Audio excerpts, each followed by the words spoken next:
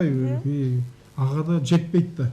Мына ошол баягы убактылуу өкмөт келгенде биздин мурда президентибиз Отунбаев ушул маселени өтө мындай контролго алып, бир 80 миллион доллар бөлдүргөн да. Ошонун эсебинен 25 аппарат гемодиализ алып, бүтүндөй Бишкек эмес, ошол Каракол, Нарын, Талас, ар бир областтык центрлерге ошо аппаратты койдуруп, иштетип, буларга жардам бере баштаганда бөйрөк ооруларына. Бирок ал да жетпейт.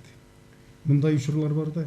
Бишкекте жашасаң, Бишкекте өчүрөт жок, сен ошо гемодиализ алыш үчүн Караколдо жашашың керек. Жумасына бир 2 жолу гемодиализ алыш керек. Ушундай окуялар болуп калган да. Ооба. Бирок чындыгында эле адам өзүнүн ден соолугу үчүн бардык нерсеге даяр болуп калат. Бардык нерсеге даяр. Анан дагы бир айтайын дегеним, бул айтып атпайбы? Бөйрөгүңдү алмаштыр деди. Ошо Алматыга, Москвага, Кытайга чейин барайын деп, бирок мүмкүнчүлүк болбоду деп. Мен өз көзүм менен көргөндөн бөйрөк ооруп жүргөндөр. Бүтүндөй болгон эмесин мүмкүнчүлүгүн зарп кылган үй бүлөлөр бар да. Ошол 1 миллиондон ашыкка дарыланып жүргөн адамдар бар. Квартира, машина, туугандарынын болгон эмелерин, материалдык байлыктардын бардыгы ушул жан сактоо үчүн кетип калган да. Бул өтө чоң маселе. Эми ошону ойлойм да, мына Курманбек иним ага келгенде жанагы креатинини бир 500 болчу. Нормасы бир 100ге чейин эле. 5 жолу көтөрүлүп кеткен. 5 эсе көтөрүлүп кеткен. Анан ошол биздин жанагы Каработо тазалагычын иче баштагандан кийин 260, 270 менен жүрүп атты. Азыр канча менен жүрөт? Ооба, анан дагы бир маселе, биз ушул бөйрөк ооруларына, жана диабет болгондор, кант ооруларына, анан тиги туберкулез, онко ооруларга бир жарым гана баасына беребиз да. Ошондо деле бул 500 сом. Күнүгө 3 күндө 500 сомдон зарп кылып туруш бир адамга бул деле оңой оокат эмес. Оңой оокат эмес. Ошондуктан мен ушул өкмөткө, биздин жогору жактагыларга көп кайрылдым эле да. Миллиондогон акчалардын бардыгын аппаратура же бирдемеге зарп кылат. Эгерде ушул жана Каработо тазалагычын ошол өкмөттүк деңгээлде көбүрөөк чыгара турган кылып, ошол бөйрөк ооруларын эмес, бул көптөгөн ооруларга дары катары кетет да. Эми дары болбосо да жардам берет да эмет туруп. Ушуну бир ойлогон адам жок да. Көп жолу жаздык. Ал эмес, бөйрөк ооруган адамдар да барышты. Гемодиализде жүргөн кишини мен бир 20 кишини дарыладым. Ошолордукун дагы бир 30%га түшүрүп берди. Бул өтө чоң маселе да. Ошон үчүн мен айтам да, жанагы Каработо тазалагычы бул табият жүзүндө, табият түрүндө жасоочу гемодиализ деп коем да. Кан тазалагыч да бул. Эми ушундай ачылыштар, ушундай ыкмалар башка мамлекетте болсо, эбак колдон буттан алып туруп сүйрөп кетмек. Ушу биздин үстүбүздө отургандар, ушул маселе экономиканы чечип аткан адамдар, жана баш оорубагандын Кудай менен иши жок дегендей, ушул бөйрөк ооруларын ушинтип ал акыбалын көрүп туруп, анан миллиондогондорду тияка аппаратка, запчасттарга ыргыткандан көрө, ушул уялбай эле академиктин жасап койгон дарысын жанагы шородой кылып чыгарып койсо, арзан да болмок, буларга да жакшы болмок.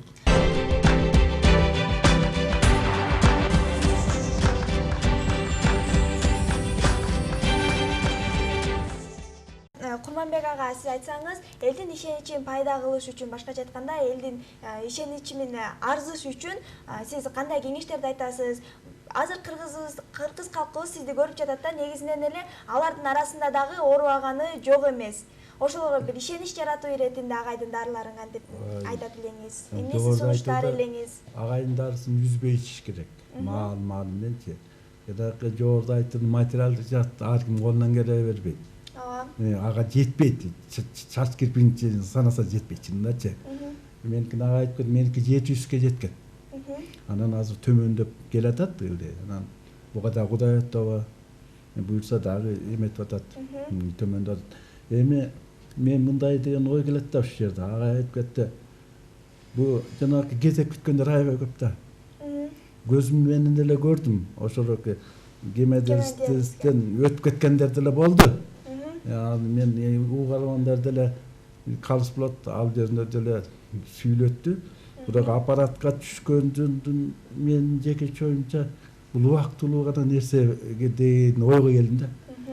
Себеби даадын ичкенде ал жерде жатыш керек, 4 саат жатыш керек. Ар бир түшкөн эле бир 5000 сом турат.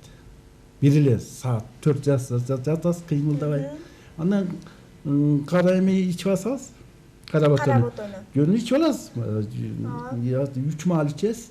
Жаныңыз да кыйналбайт, мындай эме да болбойт. Өзүңүздү жакшы сезесиз, жеңил сезесиз. Мен бул жерде айтып кетет элем жекече ойду. Бул элдик медицина менен бүгүнкү күндө хирургияны айкалыштырса. Себеби мен эми врачтарды мен эмгегин жокко чыгаргым келбейт. Алар элдик медицинаны көбүрөөк учурда мындай кандай сунуш кылбайт. Айрым убакта карама каршы пикир болот.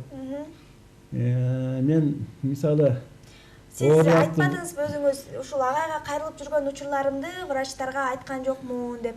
Балким ошондон дагы карама каршы пикирлер жаралат болуш керек эле да? Деге айткан жокмун, себеби айтсам кээ бирөөнө жакпасын түшүнүрө турдум. Себеби жөн эле жарымчы адам деп ичип койчумун да. Эмеге тумпучкага салып элечи. Анан кээ бир врачтар айтты, фамилиясын айтпай эле калат дейт. Ушу агайдыкын ичип көрчү дегендер болду. Бирок ачык айткан жок да. Мындай жекече айтты, эми калп айтып эмне кереги бар. Мындай. Анан бул каработону Кудай шыба кылса, агайдын колуна жеңил экен буйрса, ошону ичсе ошончолук келип ден соолук биринчи кезекте. Ден соолугу ушунчалык кыйналбайт эле, үй бүлөсүн да кыйнабайт, бала бакырасын да кыйнабайт. Анан өзүн дагы анан материалдык жактан дагы эме болбойт. Чынында маселе жаратпайт болчу, э? Мен Алматыга бардым. Анан мен айттым, мен барганда эле айып кетем дедим да. Болуптур, барайын, үйүмдү сатайын. Тигиндей мындай. Десем гарантия жок дейт. Анан мен айттым, гарантия болгондо мен эмете албайм, мен аны жасата албайм, бара албайм дедим. Анан эмесиңиз деді. Анан кой деп анан ошо каработон ичип буйрсачы, анан элге айтып кетерим. Ылайым оор багыла. Деле оору жаман. Экинчиден, эгер кокустан оор эметип калса, ошо каработодон ичип, эрежеси менен ичип, эрежени кармаш керек экен мындачы. Койдун этин ошо жебеш керек. Диета менен жүрүш керек. Мен өзүмөн да кетип калды. Кичине орто жерден тиги кичине эт жей коюп, жылкынын эмесин жей коюп, ошол жерден эметип алдым да. Анан кийин ден соолук керек да. Анан ушу көрөрмандарды айтат элем, оорубагыла, сак болгула. Өзгөчө жаш балдар оорот да, бөйрөк боюнча. Ушуларды 12 жаштагы балдар. Мен жашадым жакшы эле, 60ка келип калдым. Ошолорду көрүп, айбетим да, 10 күнүн бир ачыл элек да. Ушуларды кыйналбай эле. Агайдыкына барса, эми Кудай шыба кылып, барып, ичип алып, ата-энесин дагы мындай кыйнабай. Бу эбептен себептен кана Кудай эме берсе, агайдын колу эме болсо, айып кетет эле деген оюм бар жекече. Сиз ушул бөйрөгүңүз үчүн бир эле ушул каработон эле иштеңизби же дагы бир кошумча дарылар болдубу агайда? Жок, азырынча каработон ичип атам, анан дагы кийин агай дагы эметип иштейт да. Анан ошону баштап ичем. Себеби бир курс бүтсүн. Себеби курсту өзүм да бусуп алдым да. Жанагы ачык эле айтпадымбы? Кичине жылкын этин кичине аралаштырып коем деп ошону. Агай, айтсаңыз, азыр агайыбыз каработо менен гана дарыланып жаткан экен, дагы этап менен жылыш болгондо кандай дарылар кошулуп ичилет? Эме көрөрмандардын мындай туура ой пикир болуш керек да. Мисалы үчүн Курманбек иним бүгүн бөйрөк оорусунан таптаза сакайып кетти деген ой болбош керек. Бөйрөк бирок жылыш бар. Ооба, жылышы ошо да. Мынакей 2 жылдан бери ошол каработону ичип жүрөт. Эгерде Курманбек бүгүн 2 жылдан бери каработо ичпеген болсо, мунун жанагы креатинини өзү айтып атпайбы? Кичине эле диетаны бузганда 700ге чыгып кетти деп. 700ден ашып неметкенде бул кааласа каалабаса дагы гемодиализге бармак. Гемодиализди баштагандан кийин ал байланды гемодиализге. Чумасына 2 жолубу же 3 жолубу канды тазалатыш керек болчу. Эми өзү айтып атпайбы, бир сеансына барса жанагы бир 2000-3000 кетип атат деп. 5000ге кетип атат, ошол кайдан табат? Кайдан табат? Каражаты жеткени карабаты болсо 1 литр 3 күнгө жетет экен, 3 күнгө 500 сом кетип атат. Бул мындай ойлогон адамга көп эле жеңилдик да. Анан аппараттан чыккан адамдарды мындай сураштырып көрсөң, алар бир сутка өтө эле абдан начарлап калат да. Себеби ал жалаң эле креатин эмес, адамга керектүү болгон нерселерди да бөлүп чыгарып таштайт да. Анан кайра алына келгенче ал абдан кыйналат. Бу каработон ичкен сайын көңүлү ачылып, кызыкчылык пайда болуп турмушка, мына өзүң айткандай интервью бергенге жарап маңдайыңда отурбайбы да. Бул таптакыр башка нерсе да. Азыр дагы бир жолу көрөрмандарга айтып коюшубуз керек да. Каработо ичсе эле таптакыр сакайып кетет экен деген маселеден алысыраак болуш керек. Каработонун иштеген жумуштары көп, бөйрөктү тазалап берет, тиги функциясын жакшылап берет, жакшылап деметип коет. Анан азыркы бөйрөк ооруларынын көпчүлүгү жанагы бөйрөктүн жанагы эмелерине, жанагы чашка, лаханка деп коет, ошол эмелерине кан кум үйүп калат да, кум толуп калат. Жанагы мачасын текшерсе, заарасын текшерсе дагы, тиги УЗИден караса дагы ошол туз бар экен деген жыйынтык чыгып калат да. 2 жума каработон ичкенден кийин баарын таптаза кылып жууп таштайт. Демек орган иштеп атат деген сөз да. Бул бөйрөктүн өмүрүн узартат, ооруларды сакайтат, жакшы кылат, мүмкүнчүлүктүн болушунча узагыраак ичип туруш керек деген маселе да. Муну Курманбек өзү деле жакшы түшүндү. Агай, биздин көрөрмандарыбыздан суроо келип түшкөн экен. Гайморит жөнүндө кандай, гайморит оорусуна негизи эле кайсыл дарыларыңызды сунуштайсыз? Гайморитти биз абдан жакшы дарылап атабыз. Азыр универсал менен жаңгак майы ушул экөө жетет. Гайморит, иринит, этмоидит, фронтит, ларингит, фарингит, трахеит, бронхит деген оорулардын баарына ушул эки эле дары жарайт ушул. Баарын сакайткан. Анан бизге келгенде сиз менен кантип байланышып, дары дармектериңизди алсак болот дейт. Байланышты эми адреси проспект 122, Панфилов көчөсү менен кесилишет. 2-этаж, 232 кабинет. Телефон 0554 18 18 03.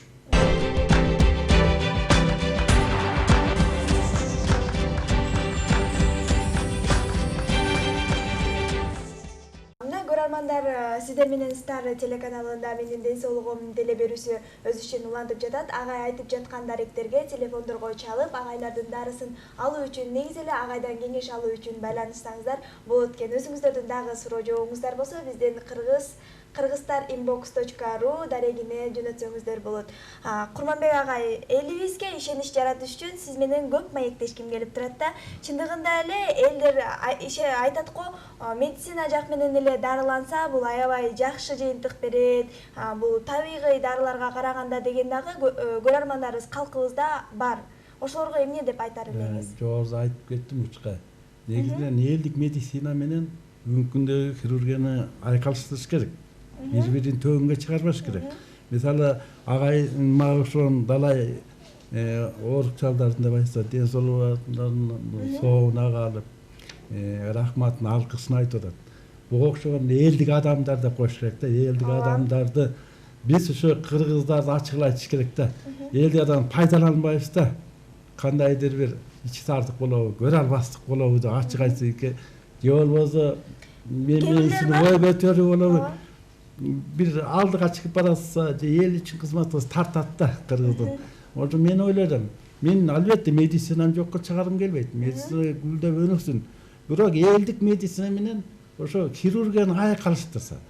Бул атабыздан бери мурун болуп келген. ошолорду айкалыштырып анан элдик медицинаны да жетишкен жактары бар, ийгиликтери бар. Ошолорду чыгармачылык менен бүгүнкү күндө медицинаны айкалыштырса, азыр элдер ар бир пенде бул айып кетейин деп элек. Элдик медицина болобу, хирургия болобу, анын эме этпейт, айып кеткен ойдо да, чең болсун деп. Ар бир пенде ошентип ойлойт, үй бүлө ошентип ойлойт. Мен ойлоп элем, ушундай Орай Нарбетке окшогон элдик кишилер ушундай неметип атканда кыргыз мамлекети деп айтсак болот, колдоо көрсөтүп, моралдык, материалдык жактан шарт түзүп берип, аны кайра келип бөгөт болбой, жогоруда айтып өттүм, ушундай тоскоолдуктар болбой кайра даңгып жол ачып колдон буттап алса, мондай көпчүлүк карапайым элдерге өзгөчө. Адам баласына жакшы эле болот. Себеби бул жеке кыргыздарга эмес. Муну бөлөк улут дүйнө элине адамзатка керек. Канча деген бөлөк орлор азыр бир жүрөт. Балким ушу биздикин бөлөк улуттун элдери адам да. Ошолор ишсе дагы ошолордун бир топ соону калат эле деп ойлоймун. Куруп берген маегиңиз үчүн чоң ыраазычылык билдиребиз. Агай, чындыгында эле сиздин ден соолугуңузга ушундай жакшы жардам берип, сизди айыктырууга аракет кылган агайыбызга алкыш сөздөрүңүз жок эмес болуш керек, сөзсүз түрдө бар. Азыр биздин учурдан пайдаланып агайга бир ыраазычылык кептерин айта кетсеңиз. Агай, мындай сизге кыргыздар айтат, исламды эки дүйнөдө тең дегендей. Эки ыраазымын. Жеке эмес үй бүлөңүзгө, бала бакырыңызга, жалпы эле кыргыз эл журтчулугуна ошондо болуп өзүңүз ушу дарыгер бакайдай болуп эле ушу дар-дармектин оору сыркоолорго жардам берип, далай адамдардын рахматын, алкышын айтып, элдин керегине жараган элдик киши дагы эле элдик киши болуп жүрөңүз. Кудай өмүрүңүздү узун кылсын. Агайдын да бир айкөлдүк жеги бар. Мындай тиги кээде эмен жетпей калат да. Дар-дармекке финанс жетпей калса, берерсиң кийин шартың болду деп. Мындай эч ким кеңпейил, ушу жагы жалпы оорукчулар кабыл алгандыгы, көңүлдү оорутпай айыксын дегенде ниети, тилеги Кудай буйрса эң жакшы. Агайга чында чын ден соолук, бакыт, бул дүйнөдө жакшы нерселердин баарын каалап кетемин. Рахмат агай, ушундай өзүңүздүн дарыларыңыз менен эле Омарбек агай дарылабастан биздин эфир аркылуу элибизге дагы жакшы сөздөрүңүз менен дагы жүрөгүнөн орун алыңыз. Ооба, мен көрөрмандарга дагы бир маселени көтөргүм келип турат да. Мага кайрылган оорулардын көпчүлүгү албетте баары менин колуман келе бере турган жумуш эмес. Маселен, мээсинде шишиги болсо, мен сөзсүз академик Мамытовго чалам. Кандай кылсак, ушу сиз жардам бере аласызбы же эмне кылабыз деп консультация. Же болбосо көпчүлүк мындагы аялдардын жана шишик немелери болсо, акушер-гинекологдордун чоң адистерини иши кылып, менин колуман келбей турган нерсе болсо, мен аны бүтүрөм деп аракет кылбай, ошол адистердин колуна салып бергенге аракет кылам да. Мен дагы ошол доктурларга, өзүбүздүн кесиптештерге кайрылып элем. Колдон келбеген нерсеге убара болбой, ооруларды азап чектирбей, убактысын албай, ошол колунан келе турган адистерге жиберип консультация жардам берсек, бул дагы ошол биз дарыгерчиликтин бир жакшылыгы, ыкмасы деп койсок болот да. Ал эми көрөрмандарга дагы бир жолу айтат элем, көп жылдан бери жардам ала албай, кыйналып, кысталып жүрсөңөр, аякпай жүрсөңөр, жанагы орто жолдогу чөп менен дарылайт элем, укалап берет элем, же болбосо тиги дуба салып берет элем, дагы бир ошондой колунан келбей турган адистерге кыйналбай, колунан келе турган кишилерге барыш керек. Өткөндө да айткам, айылдан оорулар келишет, бечаралар. Азыр турмуш деле тартышбак. Келгенде бул жерге жүздөгөн анализтерден өтөт. Акчасынын баарын коротот дагы үйүнө бир кучак кагазды алып кетет. Ден соолугуна ден соолук кошкон эч ким жок. ошон үчүн айтат элем да, доктурларга же ошондой бир дареги бар кишилерге баргандан мурун алардын жөндөмүн, ошолордун колунан келеби келбейби, ошондой ооруларды дарылаган бекен, аяккан кишилер барбы деп изилдеп туруп, анан ден соолугун ошо кишиге ишенсе деген бир өтүнүч айтат элем да эл журтка. Ооба, чындыгында эле калкыбызда эң бир ишеничтүү, башкача айтканда өзүбүздүн ден соолугубузду тобокелчикке салып, ошол адамдын колуна өткөрүп берген адамдар бул дарыгерлер болуп саналат экен. Агай, ушундай жакшы жыйынтыктарыңыз менен элибиздин керегине жарап, жардамына ополтоодой тирек болуп турганыңыз үчүн сиздин иштериңизге да ийгилик каалайлы. Дагы өзүңүздүн кызматыңызды кыргыз калкымынын ден соолугу чың болуш үчүн кызматыңызды өтөп жүрө бериңиз. Негизинен эле улуу ойчулдарга суроо бергенде, иштин эң оору негизи эле эмне дегенде ошол ишти баштоо деп коет экен. Ушундай элибиздин жакшы ден соолугу үчүн, калкыбыздын ден соолугу чың болуш үчүн өзүнүн иш аракетин жумшап, элибизге кызмат кылып келген сиздер менен менин ден соолугум теле берүүсүндө Стар телеканалында Омарбай Нарбеков академик агайыбыз болду. Жана ошондой эле агайыбыздын жасалган дарылары менен анын жыйынтыгын таап, өздөрүнүн ден соолугун чыңдаган конокторубуз болду. Сиздер менен мен 1 саат бою Ыкбал Айдарова болдум. Кийинки эфирлерден жолугушканга чейин аман болуңуздар.